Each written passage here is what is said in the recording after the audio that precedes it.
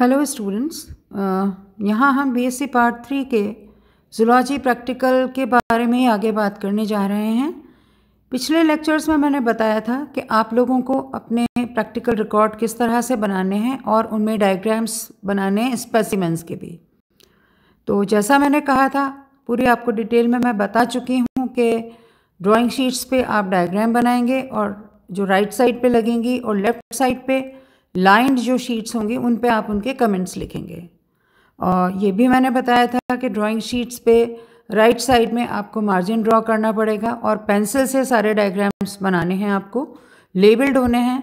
और ऊपर right hand side पे आपको उनका क्लासिफिकेशन लिखना है जो भी स्पेसिमेन आप बना रहे हैं। जैसे यहाँ पे हम बात कर रहे हैं ज़ाइजीनिया की, तो आप जब डायग्राम बनाएंगे राइट साइड पे तो उसके डायग्राम के साथ आप ऊपर राइट साइड पे जो कमेंट क्लासिफिकेशन देंगे, ऊपर क्लासिफिकेशन लिखेंगे, फिर लिखेंगे फाइलम, क्लास, ऑर्डर और जीनस। यहाँ पे चूँकि सुपर क्लास है तो आप फाइलम कॉर्डेटा लिखेंगे, सब फाइलम वर्टिब्रेटा लिखेंगे, सुपर क्लास पिसेस और क्लास कॉन्ट्रिक्टाइस या इलास्मोब्रेंकाई लिखेंगे और फिर आप इसका डायग्राम बनाएंगे। जीनस आप लिखेंगे इसका ज़ाइजीनिया, है ना। तो आप ये यहाँ इस तरह बनाएंगे और ये आप सारे ही डायग्राम्स के लिए करेंगे। एक बात और है, कुछ ही एनिमल्स मैं आपसे डिस्कस कर रही हूँ क्योंकि सारे एनिमल्स डिस्कस करने से कोई सेंस नहीं होगा। आपकी प्रैक्टिकल की जो बुक है उसमें सिलेबस पूरा दे रखा है और उसमें म्यूज़ियम स्पेसिमेंस के हेडिंग के अंदर सारे स्पेसिमेंस जो आपके कोर्स में हैं वो डाल रखे हैं।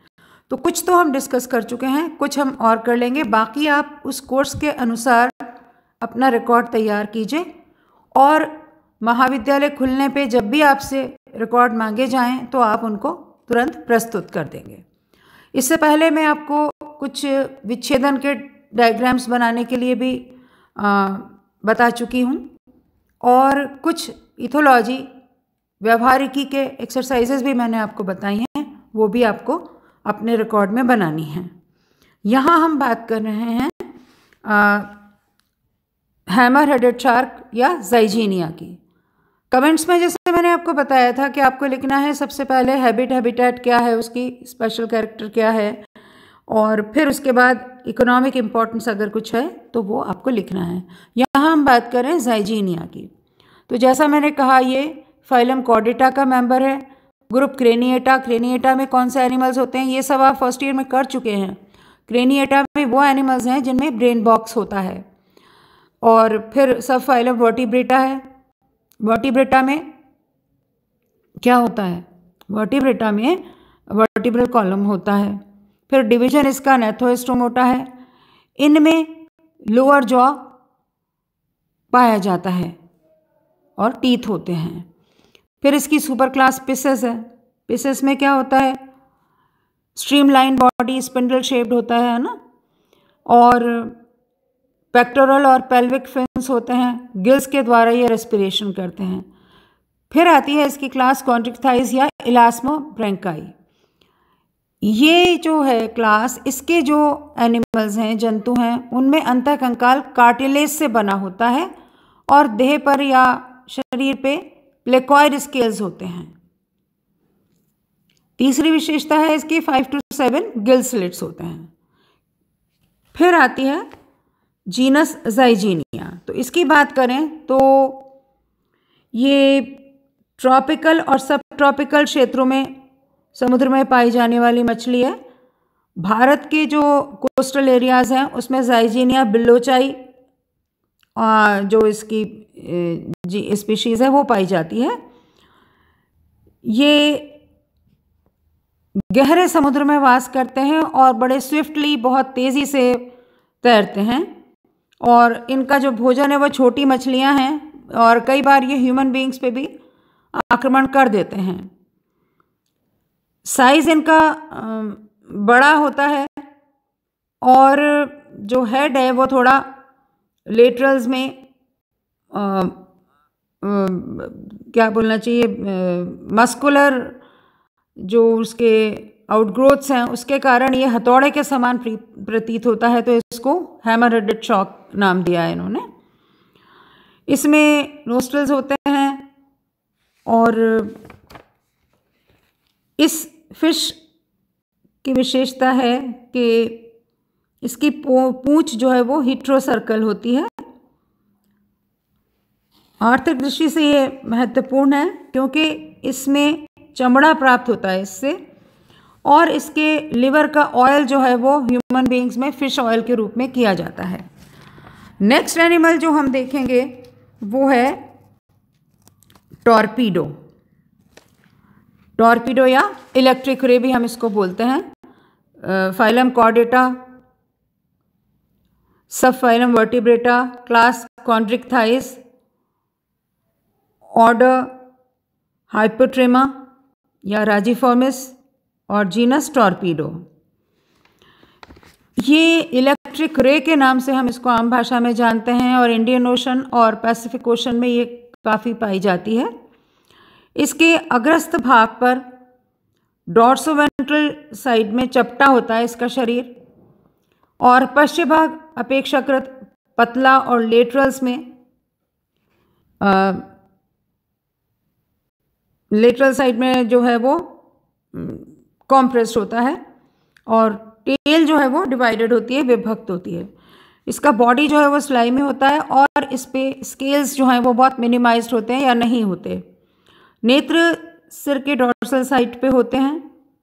पेक्टोरल फिन्स धड़ के आगे भाग से अगले भाग पे संयोजित होते हैं।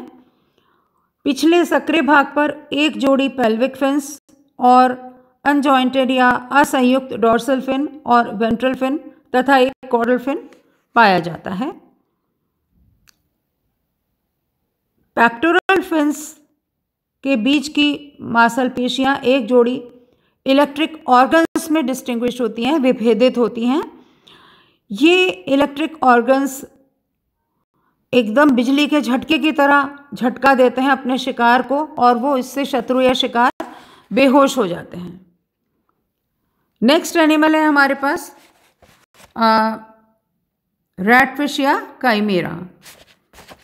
काइमेरा जो है ये कॉर्डेटा है इसका फाइलम, सब phylum vertebrata, super class pisces, class chondrichthyes, यानी कि ये भी कार्टिलेजिनस फिश है, और इस फिश की ऑर्डर होलोसिफेलाई है इसका, और जीनस काइमेरा है। काइमेरा को आम भाषा में हम रैटफिश के नाम से भी जानते हैं या किंग ऑफ हेरिंग्स के नाम से भी जानते हैं। ये बहुत ज़्यादा लंबी नहीं होती, ऑलमोस्ट 60 सेंटीमीटर इसकी लंबाई होती है, और कंपैरेटिवली लंबे और चपटे एंटीरियर एंड पर एक ब्लंट स्नाउट जो है वो डिस्टिंक्ट होता है, स्पष्ट होता है। शीर्ष पर एक जोड़ी लेटरल आइज होती हैं और नॉस्ट्रल्स उपस्थित होते हैं। त्वचा जो है इसकी चिकनी होती है और प्लेकॉइड स्केल्स कुछ भागों में पाए जाते हैं। पेक्टोरल फिन अपेक्षाकृत बहुत बड़ा होता है इसमें, और नर में जो है वो 5 क्लैस्पर्स पाए जाते हैं। एक जोड़ी सामान्य श्रेणी क्लैस्पर्स के अतिरिक्त एक अन्य जोड़ी क्लैस्पर्स श्रोणी क्लैस्पर के ठीक आगे उपस्थित होते हैं, तथा एक क्लैस्पर शीर्ष के फ्रंटल क्षेत्र में पाया जाता है। काइमेरा में इलास्मोब्रंकाई व बोनी मछलियों के लक्षण होते हैं।